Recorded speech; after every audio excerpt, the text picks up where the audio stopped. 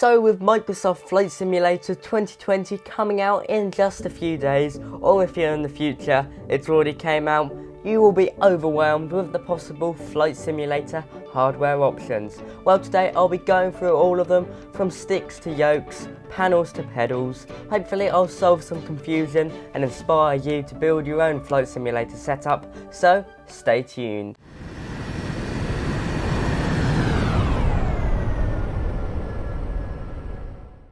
Hello YouTube, I'm Pilot Stud and welcome back to another video. If you're new here, I do flight training videos, flight sim videos, trip reports and a lot more, so if you love everything about aviation, you've certainly come to the right place. Be sure to like, comment and subscribe, it really helps me out. Let's hit 1,000 subscribers before the end of this year, it would be really awesome. So today I'll be talking about flight simulator hardware options like sticks, yokes, pedals and panels, and everything in between really, so let's get into it. Okay, so as soon as you begin your first flight simulator flight, you'll realise that keyboard and mouse are not good enough. This is where yokes, sticks and pedals come in.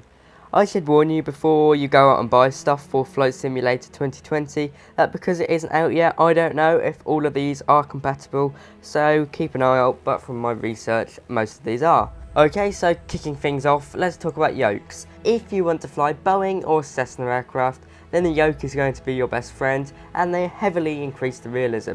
You can of course use a stick, but in the real aircraft, they have yokes, so yeah. Now the yoke market here in the UK is incredibly small. At the moment you've got three main options, so the three options are the Honeycomb yoke, the Logitech ProFlight yoke, and the CH Products yoke. Now the Honeycomb yoke is awesome, it's on the screen now. It's smooth, well built and has a small selection of switches, but be aware it is incredibly expensive, costing £200 to £250 here in the UK. Now these other two options are a bit cheaper, but they do skimp on quality and I am slightly more wary to recommend them. The Logitech yoke is good, but it can only turn 45 degrees both ways, which of course is wrong because in the real aircraft it would turn 90 degrees both ways. So yeah, you lose some realism on that, and it has quite a cheap feel, and despite feeling cheap, it's certainly not cheap. It still costs around £100 new here in the UK, but normally does come across with a throttle quadrant. And finally the CH Products yoke, which I haven't used so I can't really comment on it, and from my view, as far as I can tell, it isn't made anymore, so therefore you can get it cheap on eBay for £35, but it is what it is, it's cheap, it looks cheap, and I imagine it feels cheap. It's mostly made out of plastic by the looks of it. So maybe you want a yoke, maybe you don't. This is where sticks come in, and a stick is certainly a good alternative. For beginners, I really recommend the Thrustmaster HOTAS 4 or HOTAS X. It's incredibly affordable, and I don't know if you can see it behind me, there's also a throttle that comes with it, and there's lots of buttons on there. It has got a bit of a dead zone. If you want to see more on the Thrustmaster T-Flight HOTAS 4, check out my review. Aside from this, there are plenty of great stick options, mostly from Thrustmaster, such as the TCA Airbus pack, which looks awesome, picture of it on the screen now, and of course replicates very well what it looks like in an Airbus cockpit.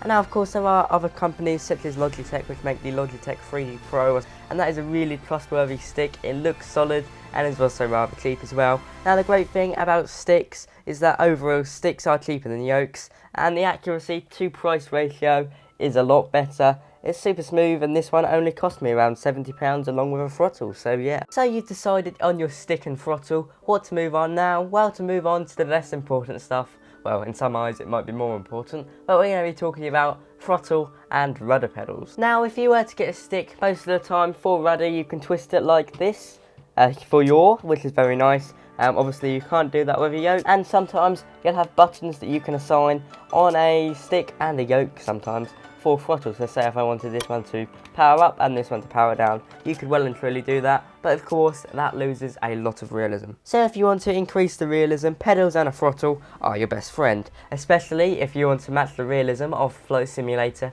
2020. Now if you got a HOTAS standing for hands and throttle and stick setup, then a throttle would have been provided, but they don't always look too realistic. So if you want a more realistic, more accurate throttle, or you didn't get one with the HOTAS, then the Logitech Throttle Quadrant is really your only option. There's not many options on the market without HOTAS throttles. Now this one does look rather cheap, and from what I've heard it looks rather flimsy, but you can assign mixture, prop, and of course you can assign it to 2, 3, and if you get 2 quadrants you can assign it to 4 or 6 engines, not that you need to. And sadly your only other option is a very expensive one if you want to cash out for the £235 Honeycomb Bravo Throttle Quadrant, which looks epic as it has flaps, geared trim, autopilot, warning lights, all integrated with it. But as I said, it's really expensive, it's £235. Now rudder pedals, you've got a bit more of a choice. For me, I recommend the Thrustmaster T-Flight pedals as they're affordable and have metal rails, which makes them a lot smoother. And there's also a few other options such as the CH Products pedals, but these look horrendous in my eyes and from my research aren't produced anymore. And you've also got some Logitech pedals, but once again, I've heard bad things about these. So realistically, I recommend the Thrustmaster T-Flight ones. There's also more expensive Thrustmaster ones and they look awesome, they're a fully metal build. So there you go, that wraps up all the flight controls. Let's move on to some more unnecessary things, but these do really boost the realism. So a completely unneeded step that really increases the realism is panels. Now if you can see here, I've got 2 panels, I've got a switch panel and I've got the multi-panel. Now these really do boost realism, but they are really expensive, costing anywhere from £50 to £90 each. They do add realism, but they aren't too compatible with X-Plane 11. They worked fine with FSX, so hopefully they'll work fine with Flight Simulator 2020.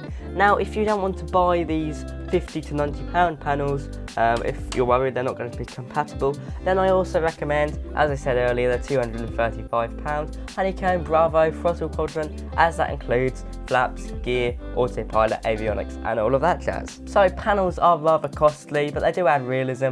That's all you really need to say about them. Just keep an eye out. I'm sure another company will bring out some more soon. And even with the Thrustmaster TCA Civil Aviation Airbus pack, there's a add-on where you can get the spoilers, the flaps, and I think gear on there, so keep an eye out for that one as well. So there you have it guys, hopefully I've inspired you to build a flight simulator setup like no other. I cannot wait for Flight Simulator 2020, I'll be doing lots of videos on it hopefully. So remember to like, comment and subscribe. Please remember to check out my Pilot Stud Instagram and Discord.